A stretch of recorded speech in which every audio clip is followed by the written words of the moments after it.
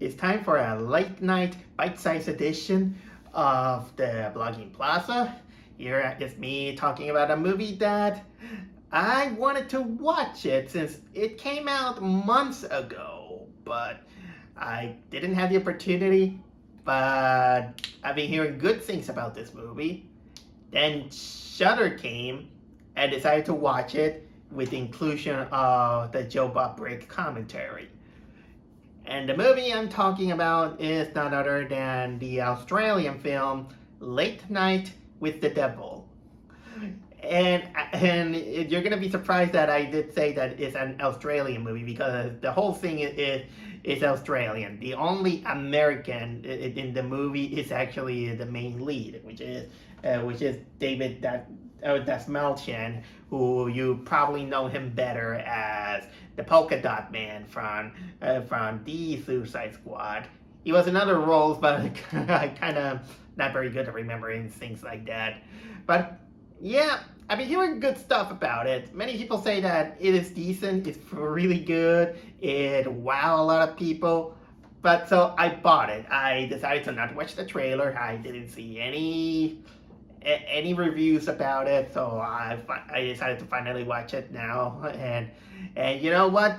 People are right. This movie is actually really good. Although there are some nitpicks that I do want to say, but overall, that was kind of like a decent movie. Although I don't think that this is a movie that's gonna break some grounds, or because I don't think that there's some innovative things. It's just things that have been done right, and this is where I give the applause of the movie where it deserves.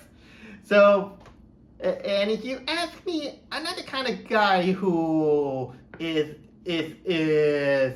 attracted to talk shows, except when something kind of like interesting kind of like happen. Once in a while, I might watch them, but it's not kind of like my cup of tea. But anyway, the movie takes place in 1977 and is about our lead is this talk show host. What was the name of this guy? Jack Delroy. The movie even starts kind of like a documentary summarizing the life of this guy who he was doing kind of like this talk show that while having some decent ratings, it doesn't come on par with Johnny Carson, and and he even have his love of his life with his wife, that he loved her a lot, and they share some things together, and unfortunately then the wife passed away of cancer.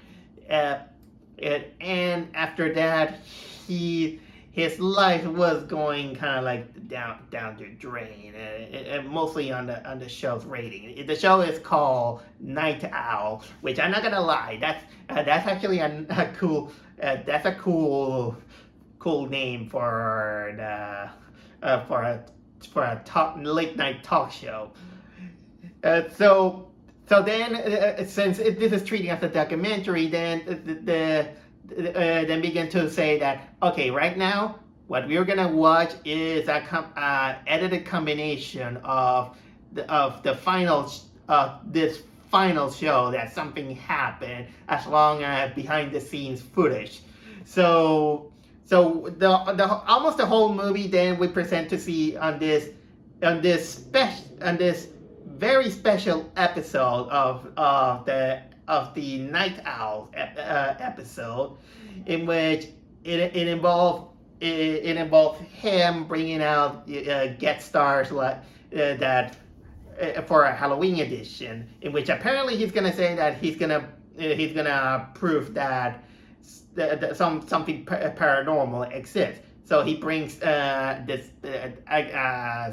psychic guy, a skeptic, this woman that he works with because she has PhD on paranormal, alongside a little girl that she has in custody, because she is a teenage girl that was rescued as the because she was the sole survivor of, well, apparently this group of satanic group that they just committed mass suicide by setting themselves on fire, and apparently there's something wrong with this girl. But anyway, it kind of acts, like this big talk show, but things little by little begins to build up that something is wrong. Something is wrong. Some paranormal stuff is happening in the studio, a little kind of like subtly or in your face. And well, it kind of treats itself, like one of those typical shows until we bring kind of like the climax in which all hell break loose. And yeah, honestly, if I have to complain a little bit about this movie, the whole plot kind of feels like it kind of drags, in which it could easily be kind of like a 22-minute episode of a cartoon show, but you can tell that that's what they were trying to recreate, but of course with a movie length and a higher budget than a normal 22-minute cartoon. Well, depends on the cartoon and all this stuff.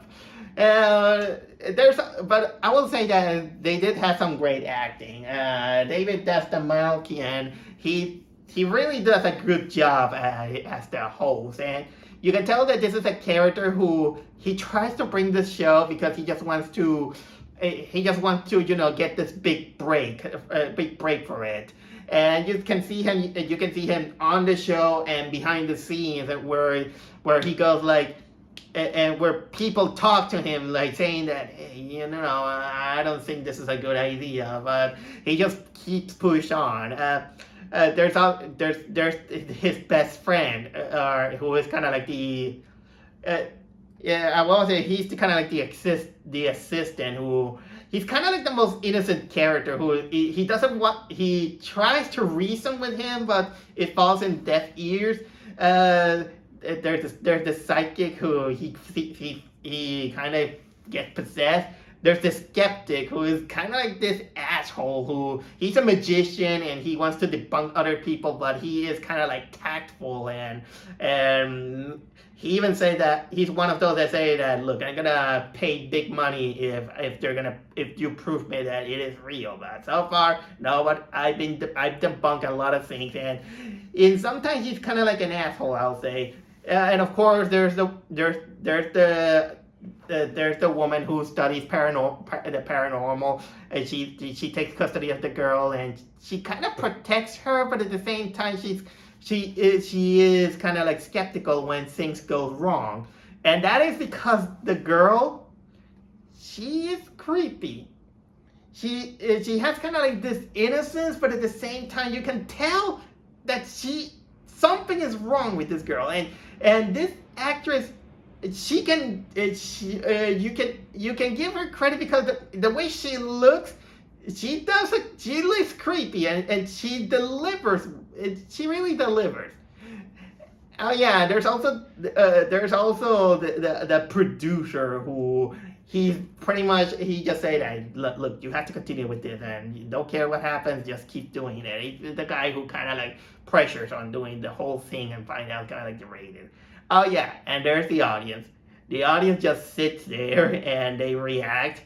Although I'm kind of glad that the movie did acknowledge that when some of the heavy stuff happened, the audience is like, screw this, and they just leave. But that is until, of course, the all hell breaks loose moment. One thing that also I gotta claim some good stuff is the cinematography, in which the whole majority of the movie it is shot like a 1977 TV show, with the aspect ratio kind of like cut, and it's not like a widescreen. Even the colors are a little bit, saturated to make it look like there's TV quality. There's some kind of like cuts here and there. There's it does have some great special effects. Sometimes some are a little bit too obvious and of course they add some CGI, and this is, but that's a kind of like, how can I say, inevitable nowadays. Although you'll notice that when we get to the final parts of the movie, this is where the aspect ratio becomes for a moment normal. It kind of turns into the widescreen moment. But for the most of the movie, it really feels like you're watching kind of like a big screen of a TV documentary, and of course the movie. Well, like I said, the movie in some ways it kind of becomes predictable. You're still kind of like on the edge of your seat, kind of thinking, okay, what is gonna do? How they're gonna pull it up? And most of the time, kind of becomes predictable. That is until the final few minutes of the movie, in which this is where it becomes it will give you answers, but at the same time it becomes kind of like bending on your reality. But at the same time it gives you kind of like the answers about what is going on,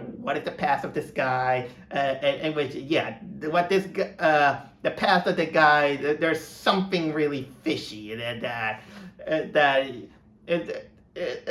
how can I say it.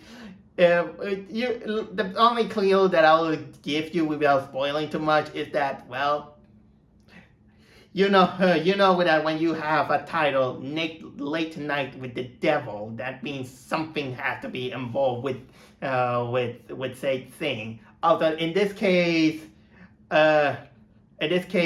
devil is kind of known as Ringley. This is how the girl describes it, kind of like Ringley and something like that. Oh yeah, I do warn. There are some good practical effects about when it's about the bloody, gory aspect. I did say that there's CGI, but there are some moments that they do kind of like earn it. But overall, Late Night with the Devil was a really decent sit. I'm glad that I watched it, even though I wonder what would have happened if I could have watched it on the big screen. But honestly, I also give you this kind of like warning. Sometimes I think you better watch the movie completely, then watch the movie with the but Joe Bob Berg's commentary, because honestly the interruptions kind of takes you out of the movie, and you have to wait until he finished talking. But I'll give it credit that Joe Bob Briggs edition, it kind of take advantage that the movie cuts into like saying, we'll be right back after this messages, and then Joe Bob takes that opportunity to cut into his own segment before continuing. It's almost like watching a commercial. That was kind of like interesting.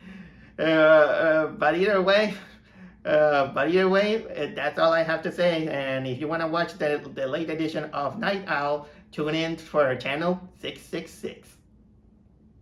I can't watch it. I don't have cable.